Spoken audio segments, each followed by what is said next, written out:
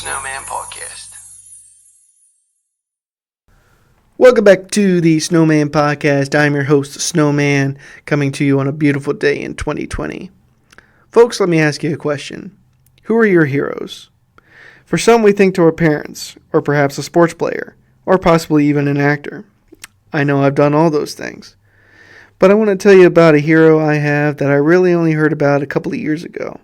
His name is Don Stratton. And I hope that after I tell you his story, he'll be one of your heroes as well. Most of the information I'll be sharing with you is from his autobiography, and I'll tell you more about the name of that book and other details about it at the end of the podcast. So Don Stratton, he was an average fella.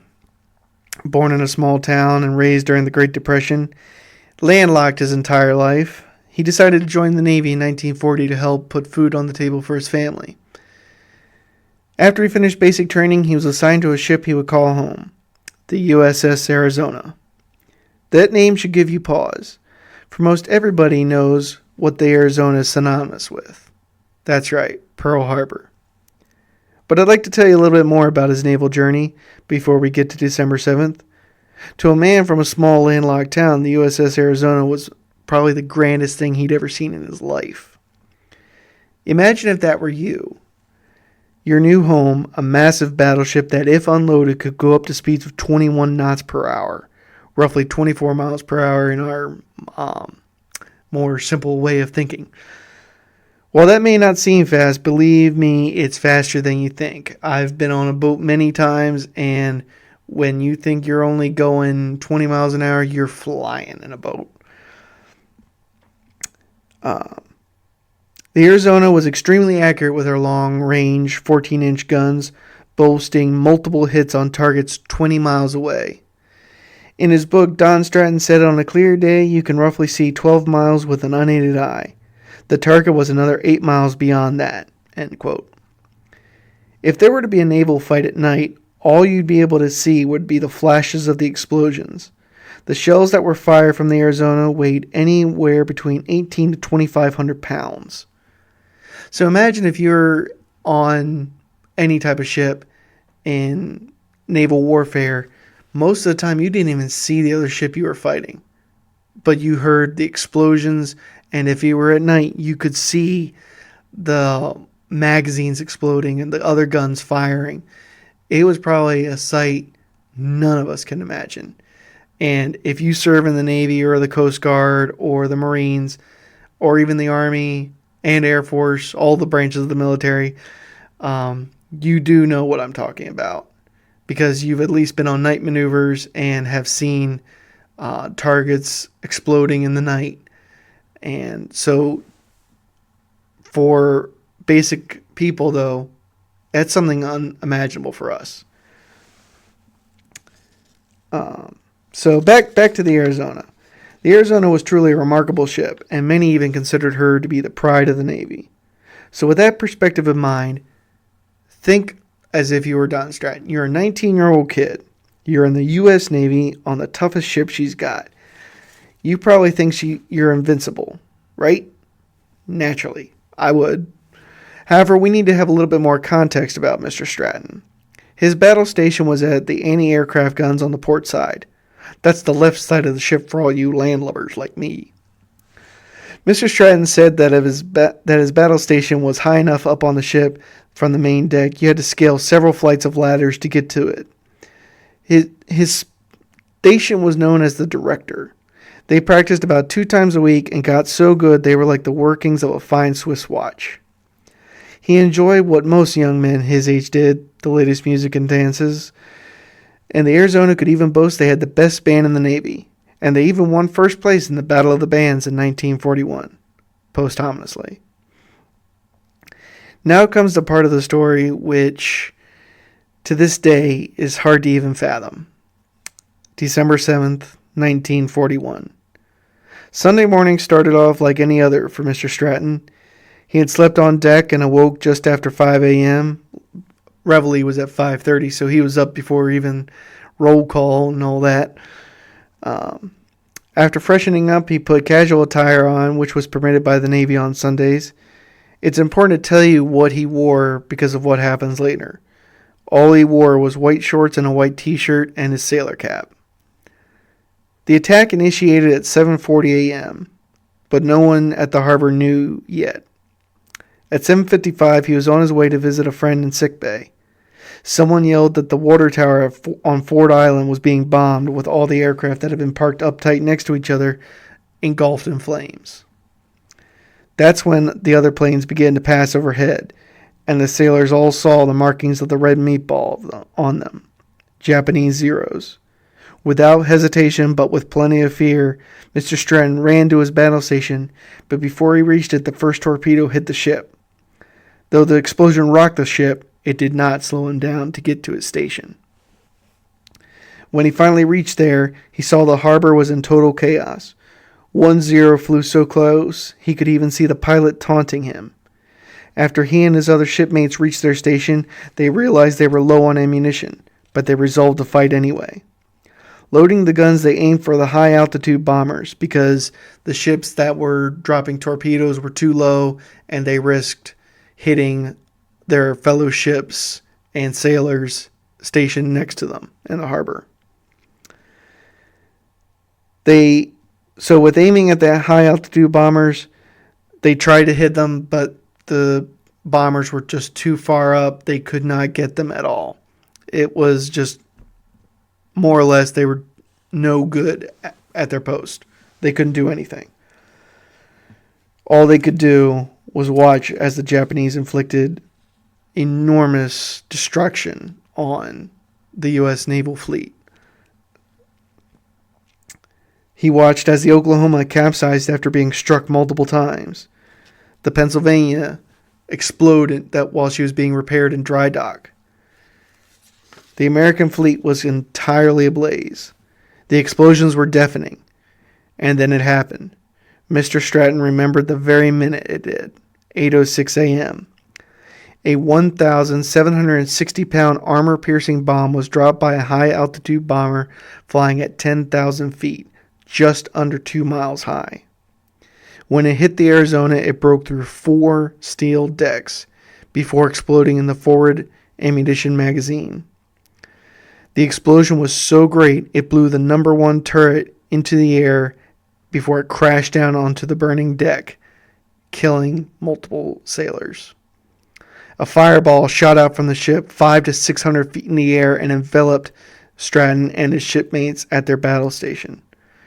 The explosion broke the ship into 2 pieces, killing Rear Admiral Kidd and Captain Van Valkenburg instantly, as well as the best man in the Navy. All were incinerated when the magazine exploded, for that was their battle station. Besides them, over 1,000 other sailors and U.S. Marines who sailed on board the Arizona were killed instantly when the bomb hit. While the Arizona was destroyed, the explosion extinguished the flames on board the neighboring ship called the Vestal, though it blew overboard 100 of her crew, and body parts of the crew of the Arizona rained down on the survivors as well as of the Vestal as well as other ships. Blood, fire, oil, and water were everywhere. I mean, it's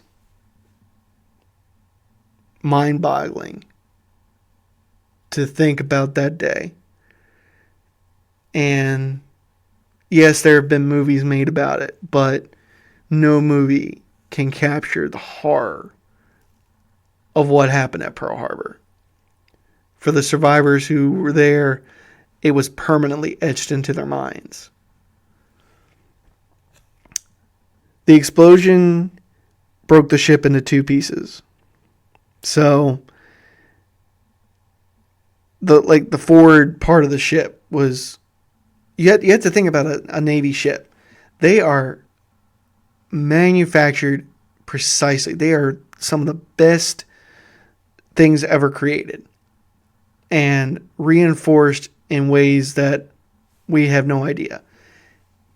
And the bomb literally ripped that in half. Ripped it in part. Knowing the ship was lost, Stratton and the others at his station, those who had survived, tried to abandon ship, but it looked bleak. When the fireball exploded, his clothes had caught fire, and so had he. He was burned on almost 2/3 of his body. Probably in shock, he couldn't feel the pain right away. All he could think of was a way to escape from this fiery inferno.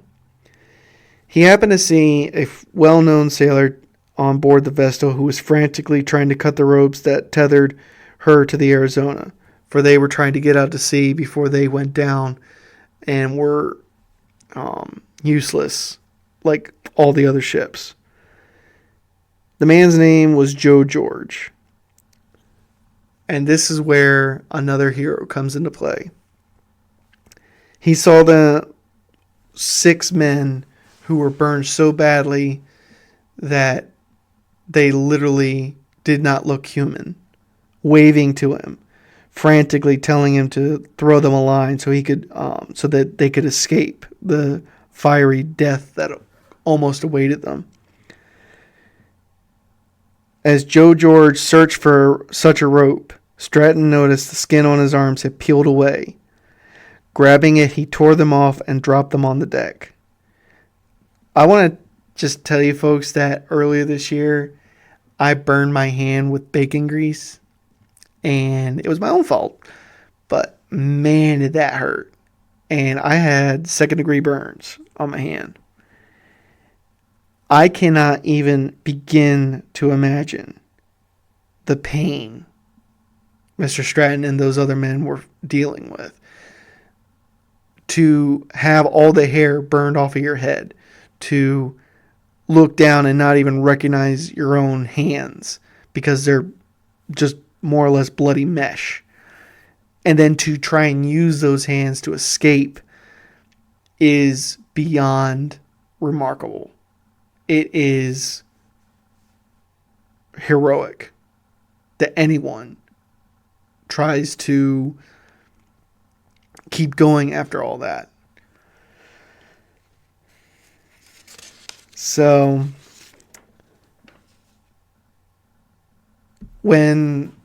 as they were waiting for the line to be thrown to them, Stratton and the other survivors happened to see that the captain of the vessel came over screaming at George to cut the line that he had just thrown to them. But Joe George was a boxer and pig-headed. He was a stubborn fella that sailors would instantly say a different type of phrase, but I'm going to try to keep it clean. Joe George said he was not going to cut the line as long as there were guys he thought could possibly be saved. The captain threatened to court-martial him, and he said, "Go ahead, but I'm not cutting the line." The captain stormed off because he had other emergencies to tend to, and Joe George returned his attention to hollering for Don Stratton and the others to start climbing down the rope. And had it not been for Joe George, Don Stratton and those 6 men would not be alive today. He truly saved their lives.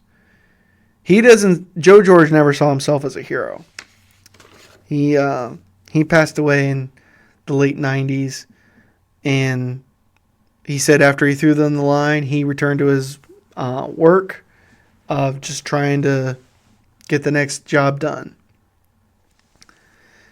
So, after the attack happened, Don Stratton and those fellow sailors were gotten to the hospital as fast as possible, and their wounds were being tended to.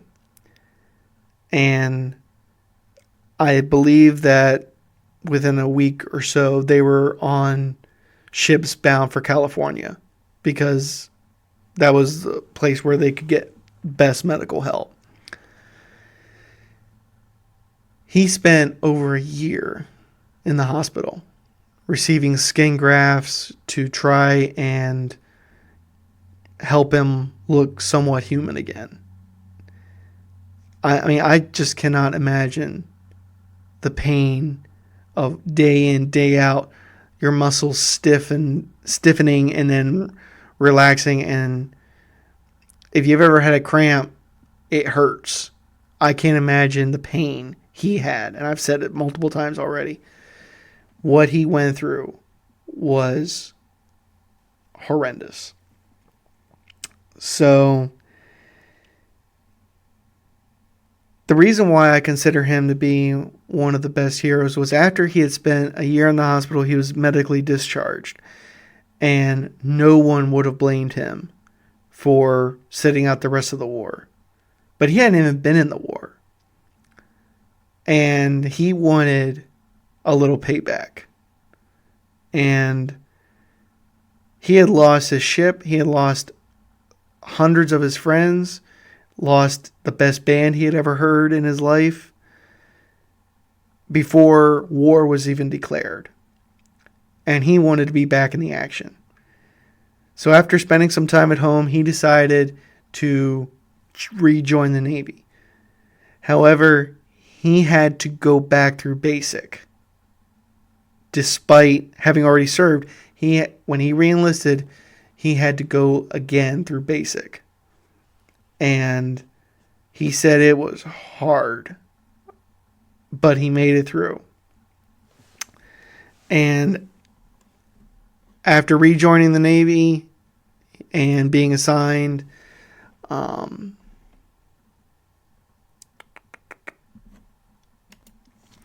so after he made it through boot camp, he was sent to San Francisco and he drew orders to report to the U.S.S. Stack, a destroyer. And he was a gunner's mate, 3rd class. When he served on the Stack, he survived New Guinea, Philippines, and then the destroyer drew picket duty, that is, off Okinawa, Japan, which was the last major offensive of World War II in the Pacific Theater. Stratton is one of the few men who survived America's first great battle of the war and the nation's last. And it's fully remarkable to think that you served on the biggest and grandest ship in the Navy. Your ship is completely lost. You lose over 1,000 of your shipmates. And then you get that revenge that you've been seeking by seeing the enemy who you thought was the most terrifying force you've ever faced. You see them surrender after the Battle of Okinawa. They surrendered in August, of 1945. So, but Don Stratton knew that had it not been for Joe George, he would not have been there. And Joe George was never given any type of citation for his duties. And so Don Stratton and his fellow survivor, man by the name of Lauren Bruner, traveled to Washington, D.C., and this is in the early 2000s. Joe George, like I said, had passed away in 1996. He was 80 years old, so he was at a ripe old age. And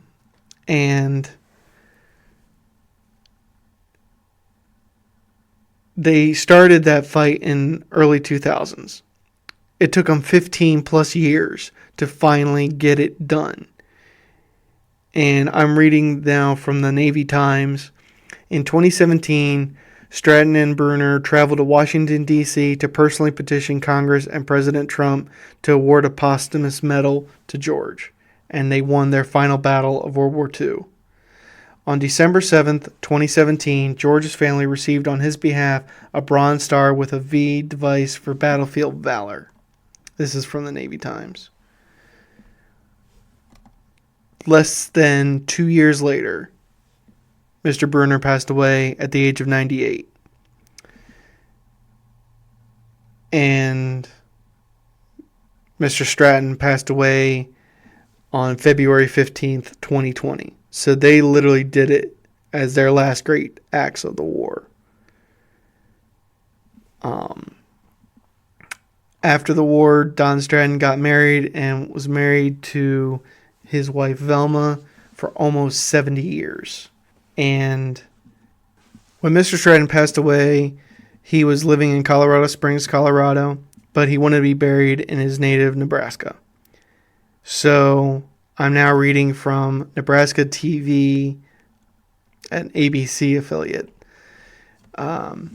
On Saturday, hundreds lined the roads from Colorado to Kansas to Red Cloud. And so people knew who Don Stratton was just based on the fact that he was one of the last U.S.S. Arizona survivors. And now there's only two. So he was the most recent to pass, and he was 97. He would have been 98 this year. And people respected him. All they had to see was whenever he wore his hat, U.S.S. Arizona survivor. It's unfortunate that so many of these young people today don't know and don't care enough to know who Don Stratton was and what he did when he was exactly their age, almost 80 years ago today. That's what is so sad. And parents and teachers ought to be ashamed of themselves for letting great men like him fade into history without even giving him a blink or a nod. I'll wager that almost every single kid in schools today, either learning virtual or learning in the classroom or in college, have never heard of Don Stratton. And if you have, I salute you, because you're one of the few. So I want you all to do yourself a favor. I want you to go and find a copy of his book. It's called All the Gallant Men, the first memoir by U.S.S. Arizona survivor. Hebb wanted to write this book for many years, but he could never find a author who could help him do the format and the style. And then he was able to find one in a man named Ken Geyer. And it's so grand of a book. I was in awe with it. I was captivated in ways that I rarely am with a book. And it's so well worth reading. So get your own copy of it or go to the library and rent a copy, borrow a copy of All the Gallant Men, because you are going to learn stuff that I can't tell you all in one episode of a podcast. But I really do want you to learn about Mr. Stratton, because he is one of the last of the greatest generation. We call them the greatest generation because they were volunteers. They volunteered to fight the Nazis. They volunteered to fight Imperial Japan. They gave up their lives to fight. The least we can do is give up a couple of hours to read about them. So I know this topic was kind of a heavy one, but I truly hope that you enjoyed hearing about Mr. Stratton, and I truly hope that he becomes one of your heroes. In closing, I'd like to play a recording of Taps. Taps is played at all military funerals, and it is the least I can do in honor of Mr. Stratton, for this is a type of eulogy / biography type podcast. He is a true hero, and his legacy will never die as long as I'm around. So, ladies and gentlemen, let's listen to Taps.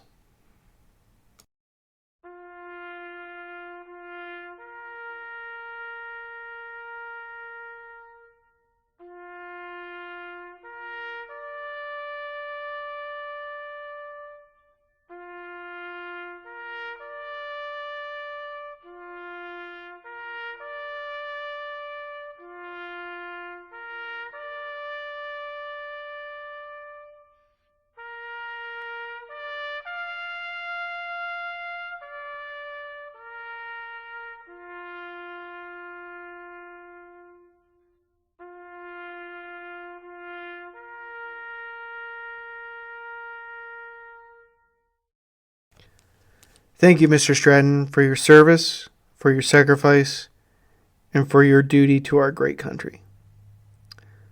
Well, ladies and gentlemen, that's the end of this episode. Until next time, I'm the Snowman. I'll see you on the next one.